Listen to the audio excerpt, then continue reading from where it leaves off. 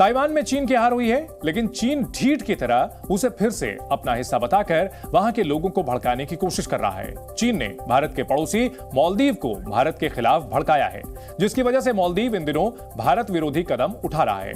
मालदीव के राष्ट्रपति मोहम्मद मोइज़्ज़ू चीन समर्थक हैं और एक दिन पहले ही 5 दिन का चीन दौरा पूरा करके लौटे हैं। चीन के मेहमान नवाजी से लौटते ही मोइज़्ज़ू ने बीजिंग में रची गई स्क्रिप्ट पर काम भी शुरू कर दिया है। मोइज़्ज़ू ने जो पहला कदम उठाया वो भारत से ही जुड़ा हुआ है। मोइज़्ज़ू ने मालदीव से भारतीय सैनिकों को भारत लौटने का फरमान फिर से जारी किया। इस बार मोइज़्ज़ू सरकार ने समय सीमा भी तय कर दी है।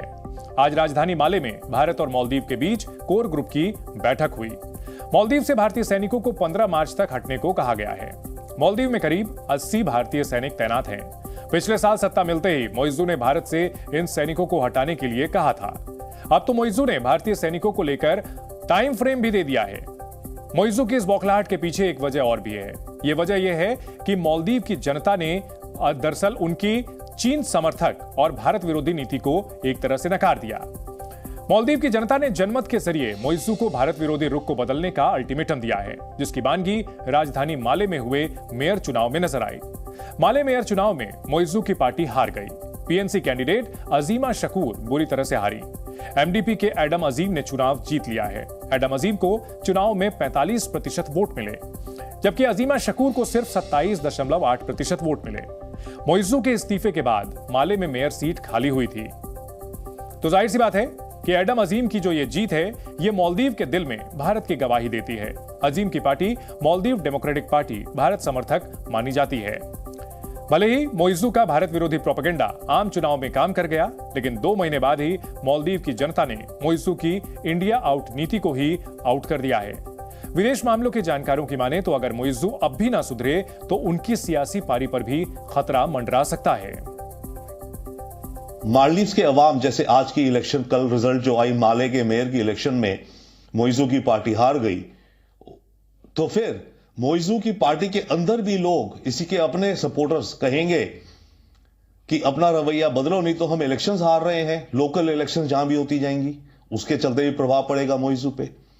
तो ये दो एक फैक्टर्स रहेंगे आने वाले समय में, जिसके चलते मोइज़्ज़ू एक्सपोज तो हो गए हैं, परंतु जिस तरह का उनका बिहेवियर है विद रिस्पेक्ट टू इंडिया, वो बार बार क्वेश्चन में आएगा और उनका राजनीतिक भविष्य में टेंशंस तो आई गई हैं। अब मालदीव की राजधानी माले में मोइज़्ज़ू की पार्टी की हार हुई। इसके बावजूद मोइज़्ज़ू जनता के मिजाज को नकार रहे हैं। कल जब मोइज़्ज़ू चीन से लौटे तो मीडिया के साथ जो बातचीत की और सवाल जवाब किया, उसमें उन्होंने भारत का नाम तो नहीं लिया, लेकिन जो कहा, मौजूदा परिस्थितियों में उसके तार भारत से ही जुड़ते दिख रहे हैं। एक तरफ मोइज़्ज़ू धमकाने और लाइसेंस जैसे शब्दों का इस्तेमाल कर रहे हैं, तो दूसरी ओर खुद चीन की गोद में बैठे हुए हैं। आपको हम 10 जनवरी की तस्वीरें दिखा रहे हैं, जब मोइज़्ज़ू चीन की यात्रा पर थे। अपने चीन दौरे को उन्होंने गौरवान्वित होने वाला पल बताया था। चीन की 1 रोड 1 बेल्ट में शामिल होने की भी बात उन्होंने कही थी। लेकिन इतिहास गवाह है, चीन अपने विस्तारवादी मंसूबों को अंजाम देने के लिए पहले दाना फेंकता है, फिर अपनी गुलामी के जंजीरों में उन देशों को बांध लेता है। मालदीव के साथ भी अब शायद वैसा ही कुछ होने वाला है। जरा नजर डालिए कुछ उन देशों पर जो चीन के बीआरआई प्रोजेक्ट के जाल में फंसकर कंगाल बन गए। पाकिस्तान जो चीन के बीआरआई प्रोजेक्ट का अहम हिस्सेदार है और अब कंगाली की कगार पर खड़ा है। श्रीलंका भी चीन के बीआरआई प्रोजेक्ट का हिस्सेदार है और उसकी माली हालत खस्ता है। बांग्लादेश चीन के बीआरआई प्रोजेक्ट का हिस्सेदार है और फिलहाल कर्ज में दबा हुआ है। खुद को चीन के करीब दिखाकर मोइज़्ज़ू ने भारत को चिढ़ाने की कोशिश की, लेकिन वो खुद की बर्बादी की स्क्रिप्ट लिख बैठे हैं।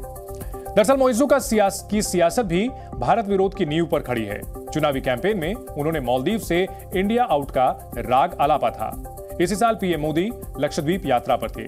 पीएम मोदी ने लक्षद्वीप की तारीफ की तो मोइज़्ज़ू सरकार ने यात्रा को इंडिया वर्सेस मालदीव की लड़ाई बना डाला। भारत में बॉयकॉट मालदीव मुहिम से लेकर कूटनीतिक फैसलों से मालदीव बैकफुट पर आ गया। तो जाहिर सी बात है कि मोइज़्ज़ू का जो भारत विरोधी रुख है वो उन पर भारी पड़ता हुआ नजर आ रहा है, लेकिन क्या वो इससे सबक लेंगे, ये आने वाले दिनों में साफ हो जाएगा। Zee News।